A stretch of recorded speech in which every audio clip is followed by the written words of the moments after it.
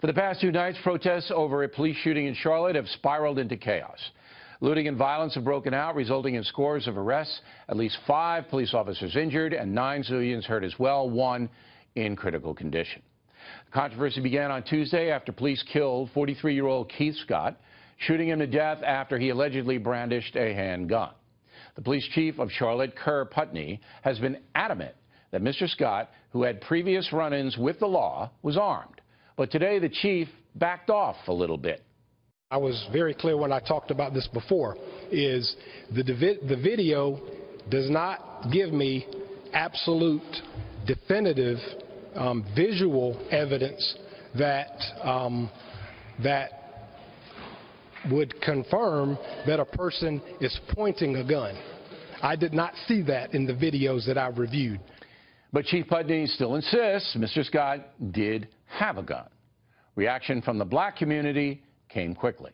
In my mind and in most of the community's mind, it really doesn't matter if he had a gun. At the end of the day, we have the right under the Second Amendment to carry here in North Carolina, and their responsibility was to engage him in a more de-escalated way. Minister Mack is correct on one point and wrong on another. It certainly does matter if the dead man was carrying a gun. But she is correct when she says that police do have an obligation to de-escalate confrontations if they can. But what every responsible American should agree with is that you cannot break the law by looting, setting things on fire, harming people under any circumstances. Fair-minded people know you let the investigation play out. You gather facts. In the Ferguson case, for example, once the facts were known, the myth that Michael Brown had his hands up and was not causing trouble was dispelled.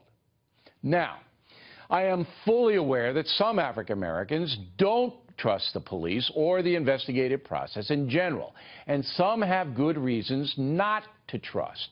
But that does not give you license to go on a rampage.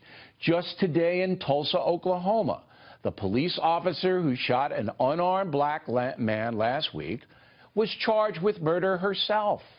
She will now stand trial. That is our system. If you reject the system and begin to commit crimes in the name of protest, you should be punished. Not to mention that it hurts your own cause, because mob violence will always override any kind of singular injustice. Both presidential candidates reacted not only to Charlotte, but also to the killing in Oklahoma. There is still much we don't know about what happened in both incidents, but we do know that we have 2 more names to add to a list of African Americans killed by police officers in these encounters. It's unbearable, and it needs to become intolerable. The people who will suffer the most as a result of these riots are law-abiding African American residents who live in these communities where the crime is so rampant. There is no compassion in tolerating lawless conduct. Quite a contrast between Secretary Clinton and Mr. Trump. Summing up, violence in Charlotte is deplorable, sincere protest, admirable. Looting and hurting other people, unacceptable completely. And that's the memo.